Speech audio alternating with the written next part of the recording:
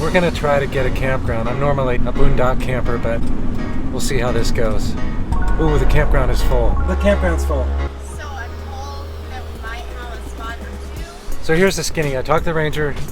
There's maybe a spot at the campground, we don't know. Otherwise, we just pay the fee and that closes at sunset. So we'll look around and check it out, and if we get booted out of here, then we get booted out of here. So this is the super red rock. So if I buy a pass today, it is not good for tomorrow. This is the time of day to see it anyway, so we'll just enjoy the sunset. If the sun goes down and we don't have a campsite, then we'll just drive out and boondock camp outside the park, which is probably my preference anyway. I think these may be called Seven Sisters. All right, the campgrounds are off in this way. We're super backlit here, so this is not so good, but we'll see what it's like when we get out there. When I got to the campground, I found that there was plenty of space, and I met this really cool dude named Jay, and we hung out together. I also saw these two chicks in a Cadillac, and I wanted to take their photograph, and then discovered they were doing kind of a risque photo shoot. And I apologized, and then they asked me to stick around, and ended up taking a couple of photos, so it was really cool. I really appreciate them. So the camping at Arch was super nice. I really enjoyed it there. There's another campground that's pretty nice too. It has showers. This one does not. I definitely recommend camping there if you can find it. All right, so here I am at Valley of Fire State Park in Nevada, and the ranger told me last night that she thought the campground was full, but it was not. There's plenty of room. So today I'm just going to take in the sights at Valley of Fire, and apparently there's a whole bunch of very short hikes, and so I'm going to do that series of hikes, and it should take the better part of the day just to drive around, do the various hikes. So over there you can see the van dwarfed by the features of the Valley of Fire near the natural arch. And if there's any doubt what makes this area special, this shot here shows the juxtaposition of the reddish rocks against the kind of normal brownish cliffs over there. In this state park, there's a plethora of this reddish rock, which is of course more dramatic in the evening light. Here's another shot of the arch.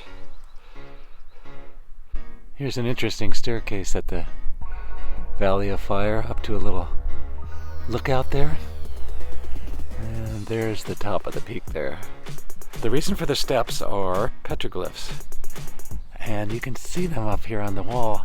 Some of it's in shadow, I know, but they're saying they're not really sure what the exact meaning of these are, as usual. But invariably there's going to be a bighorn sheep, like this guy right here. And then there's more petroglyphs here.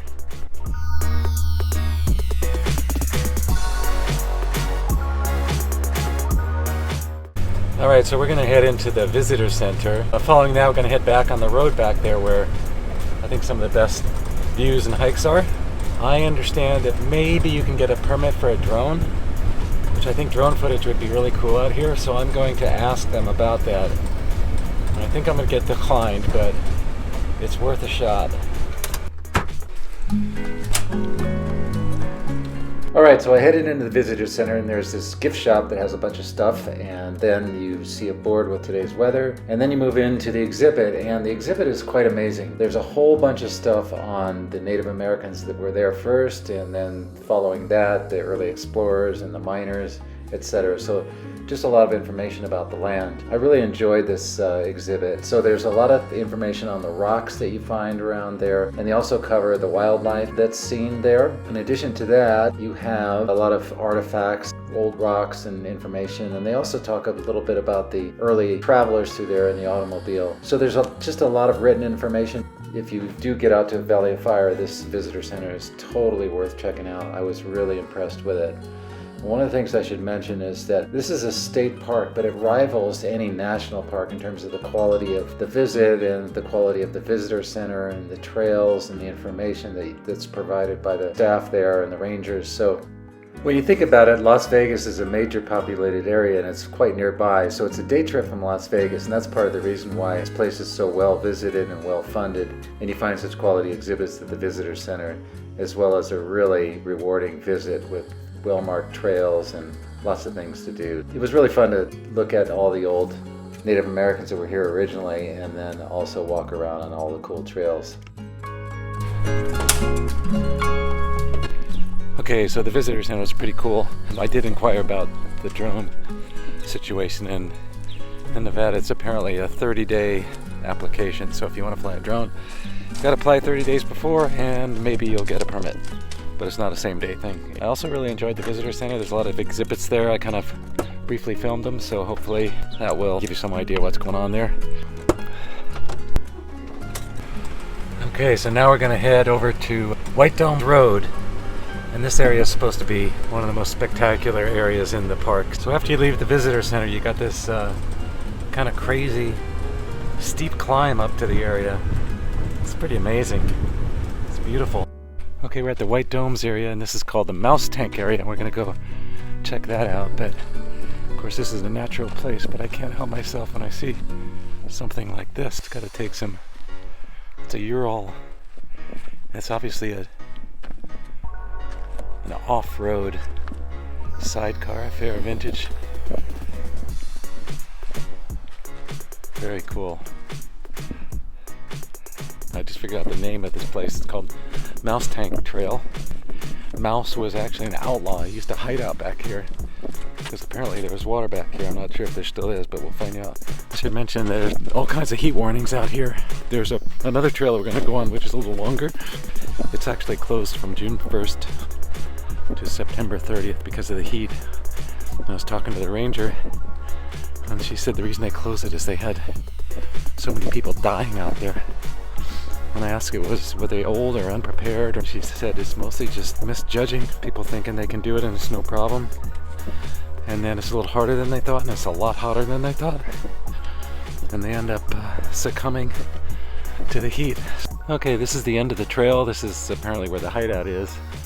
And if I look down from here, you can see obviously a very steep canyon that is a place where water obviously flows.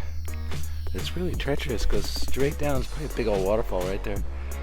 And then I think this area right in the center of the frame, that probably fills up with water. And then once that fills up, and then it starts flowing out right there. So it'd have to be all the way up to this level if there's no other way out of here, and I don't think there is. It's kind of hard for me to see. Oh yeah, if you look down there, you can see there is actually water in there. That's where Mouse got his water when he was hiding out here. So he had a nice place to stay with shade. Also had some water. He had the essentials. Here's where the water is over there. One of the higher peaks. And then looking back on the trail. Here's another view of the canyon. The end of it.